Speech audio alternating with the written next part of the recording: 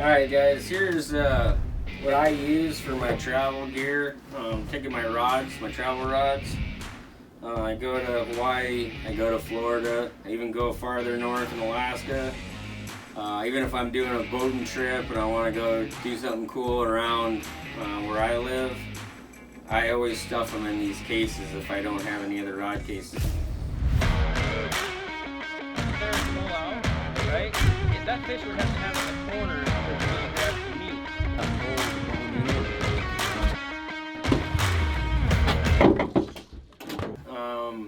This is the most inexpensive way and proven way that I know to build a rod case.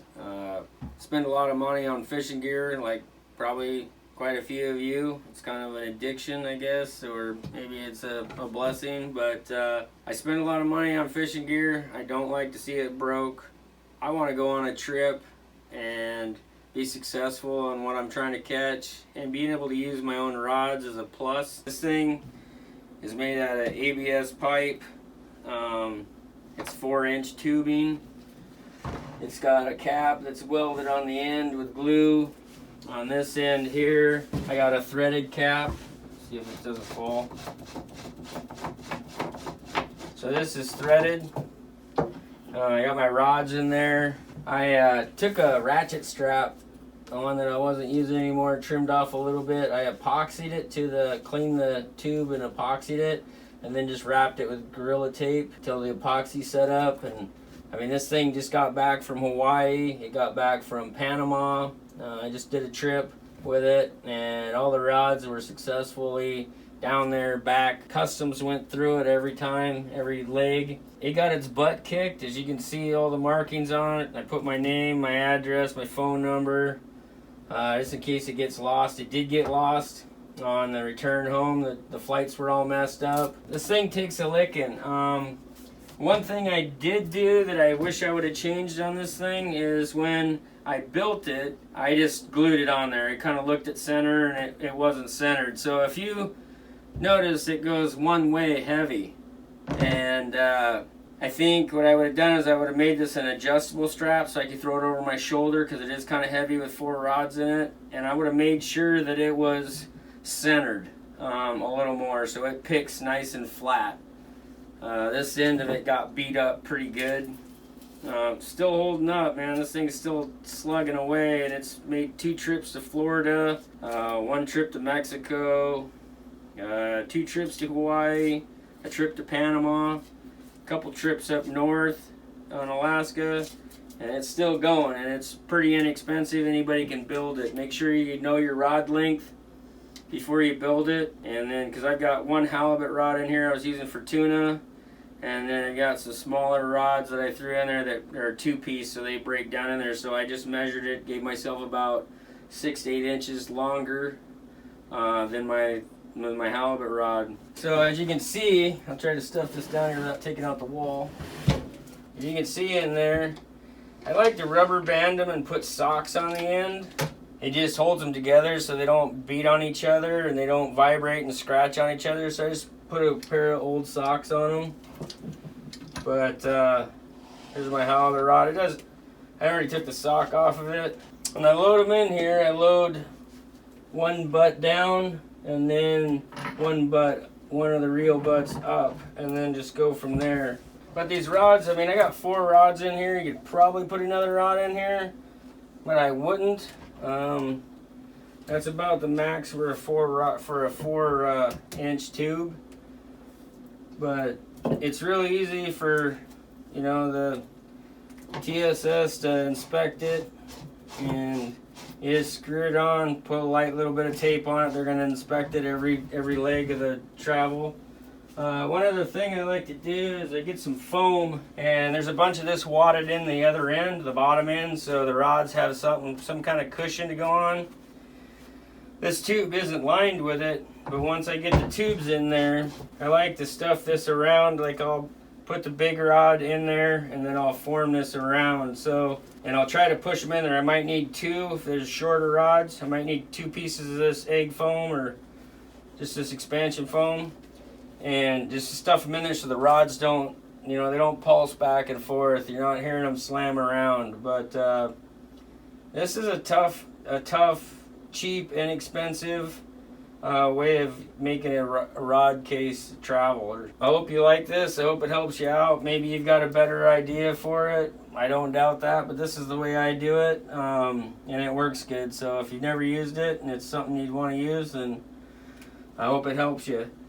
A lot of guys bring up their own gear when they come up and fish with me in my charter business or my boat rentals, and they'll bring 2 or 3 of these, and they'll just be packed full of rods. It works good. It works good. It's not the lightest thing, but you want it durable. I mean, when you go to lighter gauge pipe, they're gonna get beat up in the airline, so you're gonna have them flexing and cracking and maybe damage your nice rods. But this, I mean, you can drive a car on it, which is really nice. So, all right, guys, this is something else that I would throw in my travel rod. I was just in Panama, and I forgot to throw in some tennis balls.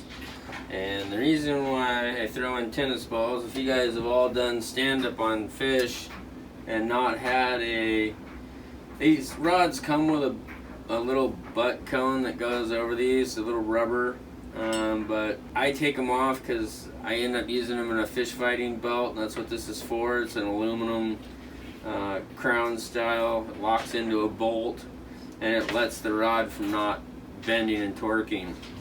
And so if you've ever fought a big fish with that digging into your hip, you're gonna know what I'm talking about. And if you haven't, then it's something you probably should experience, because it'll leave a mark. So what I do is I take a knife and a cheap tennis ball. I found these in Panama when I was down there because I had forgot some, and I took a knife and you just cut a small X in it, and that allows your rod to go right in there. And now when you put that on your hip and you're fighting your fish, it's actually pretty comfortable. You just put it right in your hip pocket and you've got all the leverage in the world. You don't have something really cutting on you and tearing on you. So I hope that helps. A little tip, it's cheap. I mean, you can buy these things for 50 cents a piece. Throw a couple in your bag. Definitely fighting belts are great, but when you have medium-sized fish, maybe a 50-pound tuna, and you're like, I don't want to, I'm in the moment, I don't want to put the belt on, this is a great alternative instead of feeling all bruised and tore up. So I leave them in the pole holder, have these handy, get a fish on, get the hook set, get the reeling on it, slap this on instead of dealing with a full harness or a full fighting belt. This is a quick, easy fix, and it's cheap, and it's awesome. Well, guys, I hope this short video has helped you out. I really enjoy traveling places and learning new fishing, and being able to travel with my rods. I can go anywhere. In Panama, I was able to, cast into almost any frog pond and see if there was fish there, or a little river or creek, and I really enjoyed it. It made my trip a lot more enjoyable, being able to have my own rods at any time and my tackle. But if you like this video, please subscribe. Please hit the like button. Share it with a friend.